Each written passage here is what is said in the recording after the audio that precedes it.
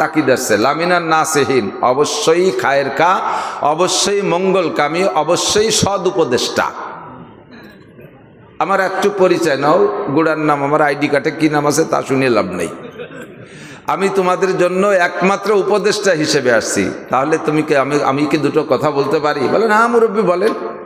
এই মিষ্টি কথা শুইনা দুইজন দুর্বল হয়ে গেছে। তো বলতেছেন বেস্তের ভিতরে কোথায় গেছেন আর কি খাইছেন? তো বলতেছে যাই নেই এমন কোনো জায়গা নাই, আর খাই নেই এমন কোনো খাবার নাই, বেস্তের ভিতরে সবই আমাদের জন্য হালাল। তো জিজ্ঞেস করলেন এই গাছের ফল কি খাইছেন? কয় না, শুধু ওই একটা গাছ নিষিদ্ধ।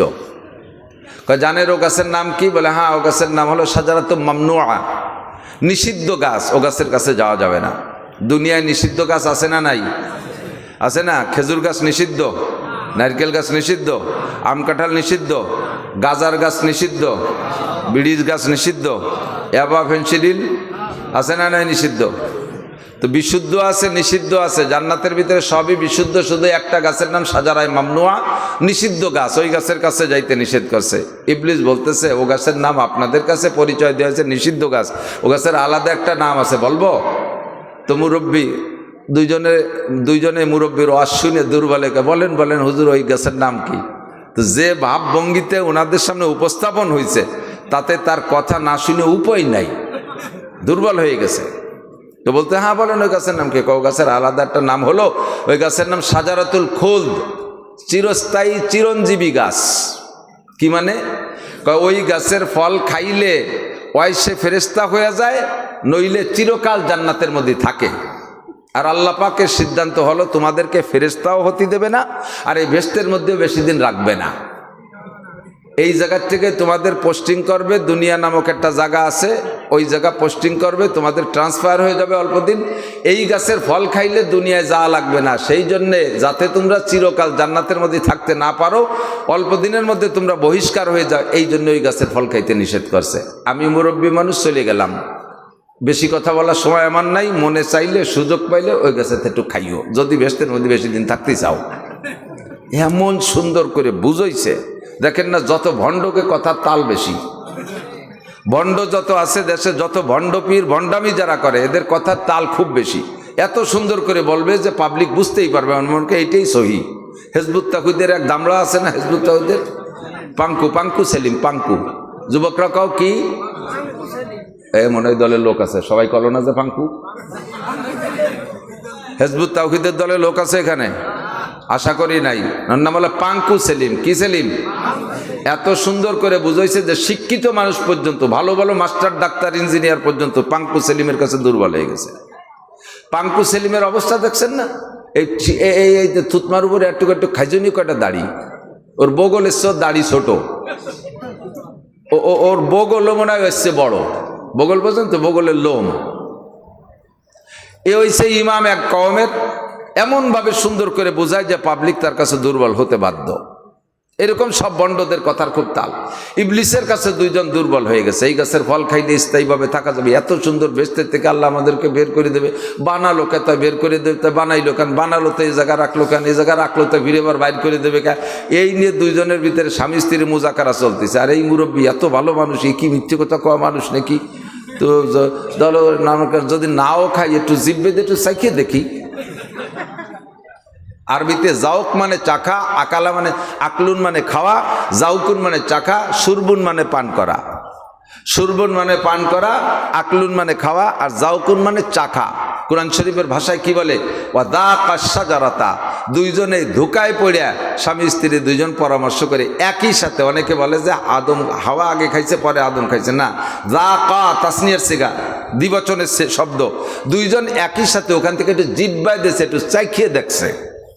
যাকা, চাখার ভিতর যে যতটুক ভিতরে গেছে, বাস অ্যাকশন শুরু হয়ে গেছে। অ্যাকশন শুরু হয়ে গেছে। অ্যাকশন কি? এই গাছের ফল কি ওনাদের জন্য বিশুদ্ধ না নিষিদ্ধ? নিষিদ্ধ প্রত্যেক নিষিদ্ধ ইনকাম, নিষিদ্ধ খাদ্য, নিষিদ্ধ টাকা, নিষিদ্ধ উপার্জন, নিষিদ্ধ যে কোনো খাবারের অ্যাকশন সর্বপ্রথম পড়ে পোশাকের উপরে। তার প্রমাণ হলো হাওয়া আদম আলাইহিস সালাম জান্নাতে থাকা অবস্থায় যখন ওই নিষিদ্ধ গাছের ফল একটু জিহ্বায় দিয়ে চাকছে, অ্যাকশন শুরু হয়েছে সর্বপ্রথম পোশাকের উপরে। ফাবাদাত লাহুমা সাওআতুহুমা, জান্নাতের মধ্যে থাকা অবস্থায় দুইজনের পরনের কাপড় সব গায়েতে খুলে পড়ে গেছে। আর তো কোনো মানুষরাই যে কাহারও সামনে লজ্জা পাবে, কিন্তু লজ্জা তো মহান আল্লাহ পাকের সামনে। আল্লাহ দেখতেছে না যে নিষিদ্ধ গাছের ফল খাইতে আল্লাহ নিষেধ করলেন, আর আমরা সেই নিষেধ ওভারটেক করে যে সেই গাছের থেকে ফল জিহ্বায় চাকলাম, আমাদের অ্যাকশন শুরু হয়ে গেছে, গায়ের থেকে পোশাক খুঁজে পড়ে গেল। ফাবাদাত লাহুমা সাওআতুহুমা, এখন ঢাকবে কি দিয়ে? স্বামী স্ত্রী দুজন একে অপরকে দেখতেছে, সে জগতের অতটা লজ্জা নেই, কিন্তু আল্লাহর পাকের সামনে যে লজ্জিত হলেন, এখন ঢাকবে কি দিয়ে? সতর ডাকবে, ওই কাপড় টানে ওঠে না, নিচে পড়ে গেছে, টানে ওঠে না, ধরতে যায় কাপড় ছুটিয়ে যায় হাতের থেকে, সতর তো ডাকতে হবে। জান্নাতের গাছের বড় বড় পাতা ছিঁড়ে নিয়ে এরপরে সতর ডাকছে। এটুকু আল্লাহ সুযোগ দিচ্ছে। এর থেকে ছোট্ট একটা কথা স্মরণ করে নিয়ে যাই, ভালো করে মনে রাখবেন, বাস্তব প্রমাণ করবেন। হারাম উপার্জন যাদের আছে, যারা হারাম টাকা ইনকাম করে, ওই হারাম টাকা দিয়ে যত দামি টাকা, দামি পোশাক ক্রয় করুক না কেন, যত বেশি টাকা দিয়ে পোশাক ক্রয় করুক না কেন, ওই পোশাকে সতর ডাকে না। খুঁজে দেখেন, 2600 টাকা দিয়ে লুঙ্গি কিনছে, এই টাকার মধ্যে হারামের গন্ধ থাকার কারণে সে লুঙ্গি ভরে কোন জায়গা? নাবির নিচে, বুড়ি বারোই দিয়ে নাবির নিচে, তারপরে এরপরে যশোর পার হইয়ে বেনাপোল বর্ডারের গোড়া যাইয়া, এরপরে পিলারের পাশে যাইয়া তার কাটার কুনাই নিয়ে লুঙ্গি বাঁধে।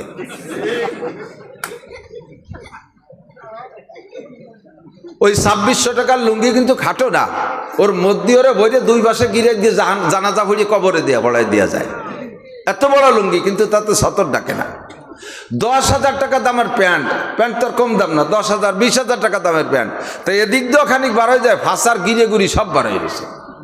প্যান্টের দাম 10,000 টাকা, এই প্যান্ট পরে বসছে, বোঝা মনে হয় যেন পায়খানা করতে বইছে, পিছের গিরে গুড়ি সব বার হয়ে গেছে। এই প্যান্ট পরে সিজদায় গেছে, পিছনালা হাসতিছে মুখ উঁচু হইয়া, হাসিস কে? সিজদা চেষ্টা কে? কয়ে সিজদাতে বলো ভাষা দেখো।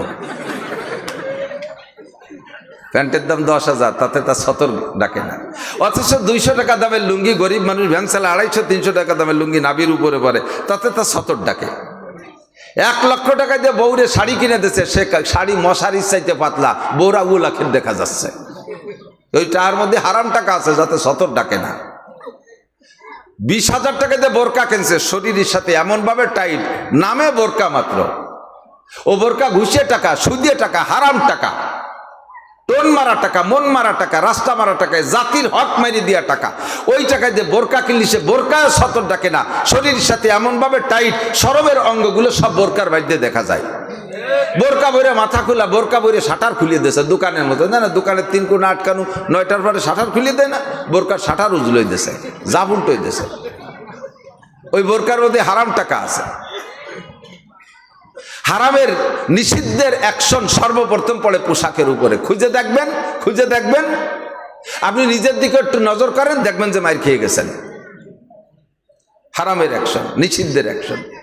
বলতে চাইছি এই কথাটা, জান্নাতের ভিতরে শ্রোতা 2 জন, বক্তা আল্লাহ একা, ওয়াজ মাত্র একটা।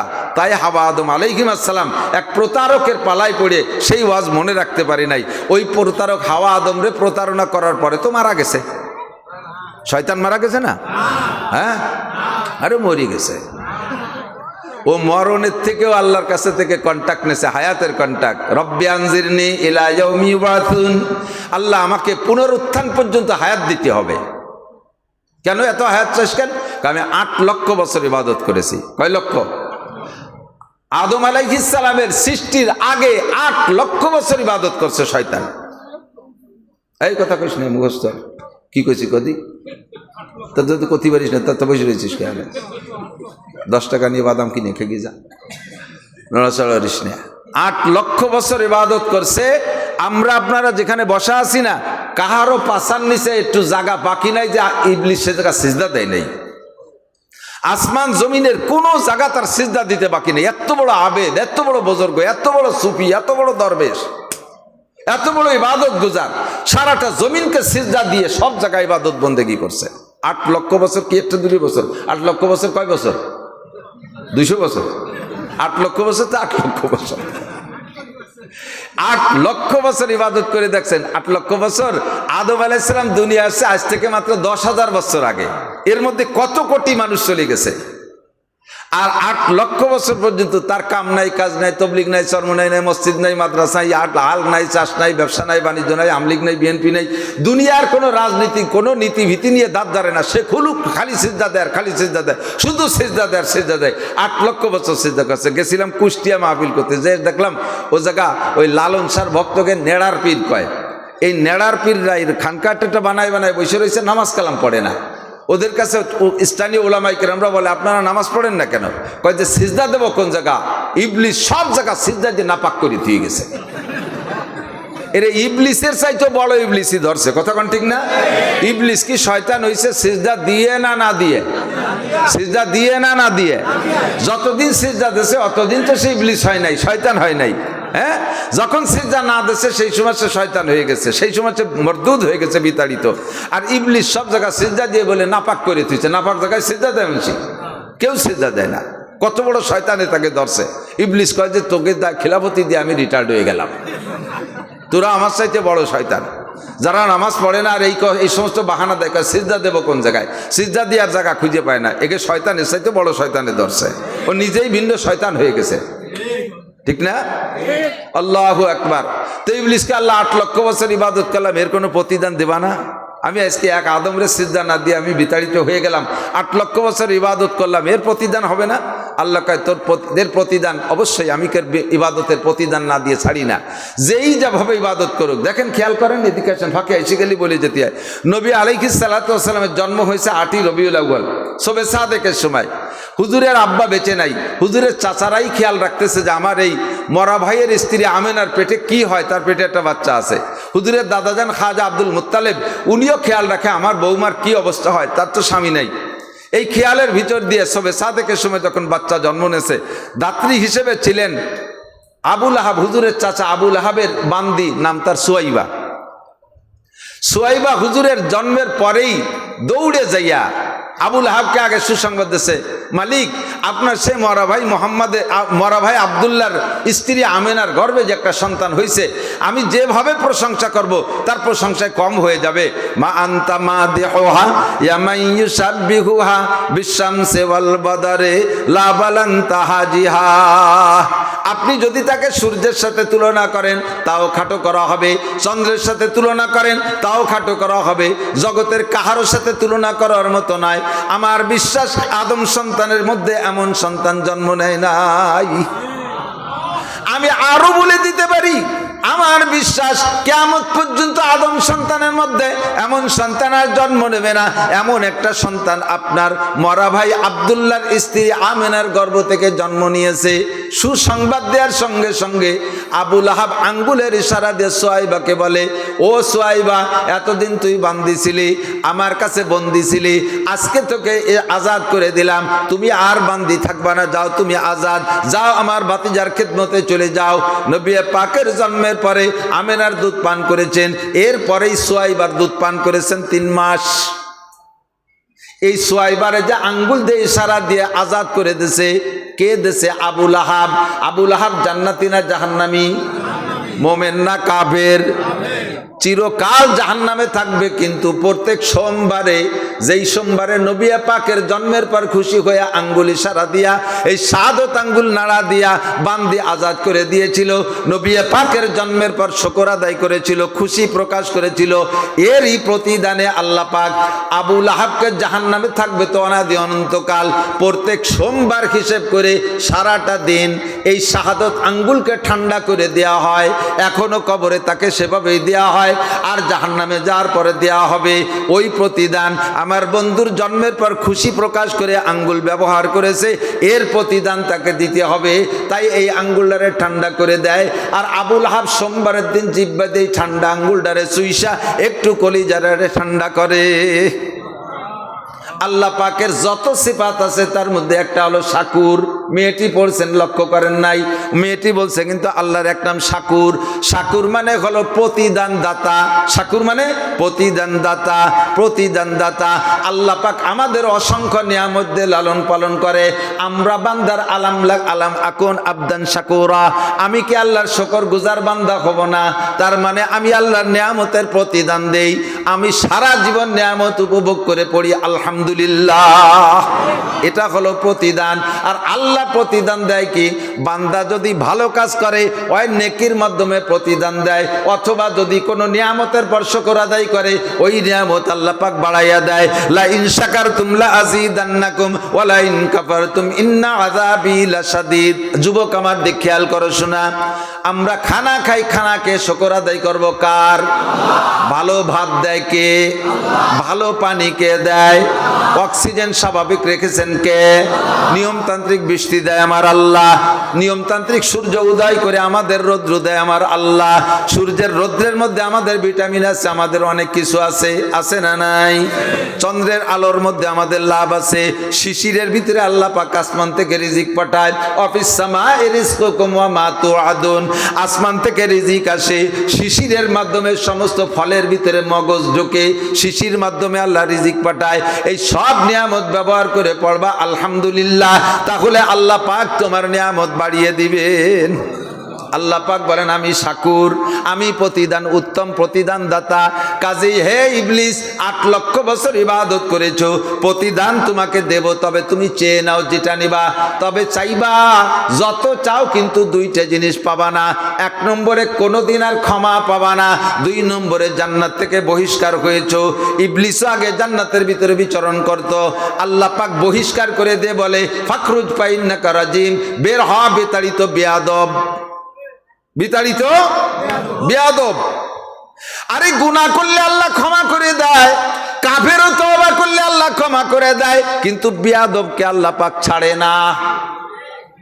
যা করো আর না করো, নামাজ কম পড়ো, আল্লাহর কাছে কান্নাকাটি করে তওবা করে আবার পড়ে দিও, ক্ষমা হয়ে যাবে। যত গুনাহ করেছো বান্দা, গুনাহ করছো, করতে আসো, একদিন তওবা করে সেখান থেকে ফিরে আসবা, আল্লাহ ক্ষমা করে দেবে। কিন্তু মখলুকের সাথে, মানুষের সাথে বেয়াদবি যদি করো, যুবকরা সাবধান থাকবা। বেয়াদবকে আল্লাহ কোনো কালে রেহাই দেয় না।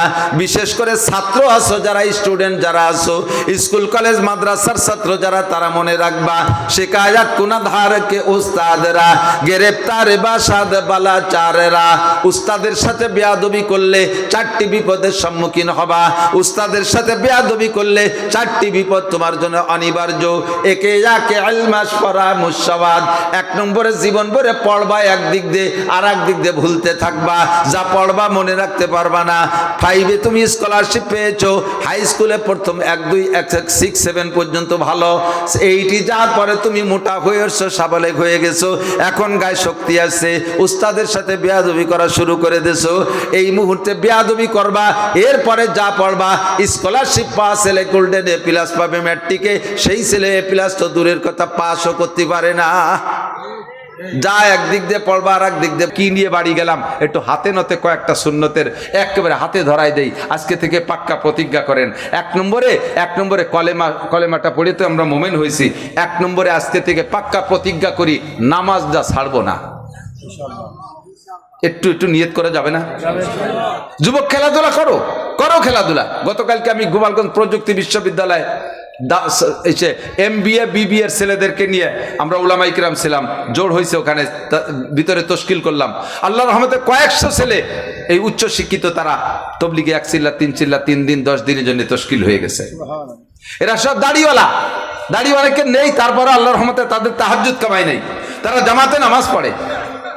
এই জিন্দেগিটা যদি সুন্দরভাবে গড়ে উঠাইতে পারেন যৌবনকাল থেকে, তাহলে এইটাই হলো সবচাইতে দামি জিন্দেগি। আজকে থেকে আমি পাক্কা প্রতিজ্ঞা করি। তারা খেলাধুলা করে না তা না, তারা ক্রিকেট খেলে, ফুটবল খেলে, ইত্যাদি খেলাধুলা করে সুন্নতি তরিকার ভিতরে থেকে, সুন্নতি পোশাকের মধ্যে থেকে। তুমিও খেলাধুলা করো, ফাঁকে আজান হইলে নামাজটা পড়ে নাও।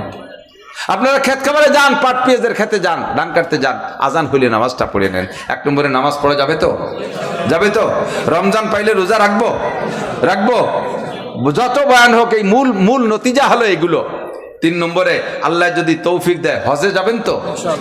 একটু হজের নিয়ত করেন না? হ্যাঁ, কমপক্ষে একটা উমরা করি। জীবনে কি একবার কাবা ঘর দেখার শখ হয় না? টাকা হলি মিয়া খালি জমি রাখো, তাই উমরায় যাবা কবে? মরার পরে উমরায় যাবেন, উমরায় যাবেন। একবার ওই কাবা ঘরটা, কালো ঘরটা সচক্ষে দেখে নামাজ পড়ে আসার পরে, বাড়ি আসার পরেও দেখবেন অনেক দিন পর্যন্ত নামাজে দাঁড়ানোর সাথে সাথে কাবা ঘরটা আপনার চোখের সামনে হাজির হয়ে যায়। আমার হুজুর, আমার মাদ্রাসার নায়েবে মোহতারাম ভারপ্রাপ্ত ভাইস প্রিন্সিপাল হুজুর মুফতি ইমরান সাহেব, আল্লাহ কত বড় ভাগ্যবান বানাইছে ওনারে। প্রায় প্রত্যেক মাসে না হলে 1 মাস 1.5 মাস 2 মাসের ভিতরে একবার যাচ্ছে এক এক দল নিয়ে। অত্যন্ত সুন্দর পরিবেশন, যারাই গেছে তারাই এসে প্রশংসা করছে। হজের ভিতরে অনেক প্রশংসার অপ্রশংসার ব্যাপার আছে, ওখানে অনেক সুযোগ সুবিধার বেশ কম থাকে, খুব সুন্দরভাবে। তো হুজুর প্রত্যেক মাসে একবার যাচ্ছে, যাইয়ে চলে আসার পরে এই 1 মাসের ভিতরেই আমি ওনার ভিতরে অনেক আমলের ভিতরে পরিবর্তন দেখি। আর একবার, আর আমি বছরে একবার যাই, 1 বছর শেষ হতে হতে আমার ফিরের দুর্বলতা এসে যায়। তো জিন্দেগিতে একবারও দেখলেন না, জীবন ভরে কি খালি ক্যালেন্ডারের কাবাঘর দেখবেন? একবার দেখবেন না সচক্ষে? কার কার নিয়ত আছে ইনশাআল্লাহ? উমরায় যাবেন তো, হজে যাবেন তো ইনশাআল্লাহ? আল্লাহ হাতগুলোরে কবুল করে নাও, আল্লাহ হাতগুলোরে কবুল করে নাও। জীবনে একবার হলে হজ উমরা করা তৌফিক দান করো। মাশাআল্লাহ, আলহামদুলিল্লাহ, আল্লাহ কবুল করুক, আল্লাহ কবুল করুক। তাহলে নামাজ, রোজা, হজ, আল্লাহ পয়সা হলে যাকাত দেবেন তো?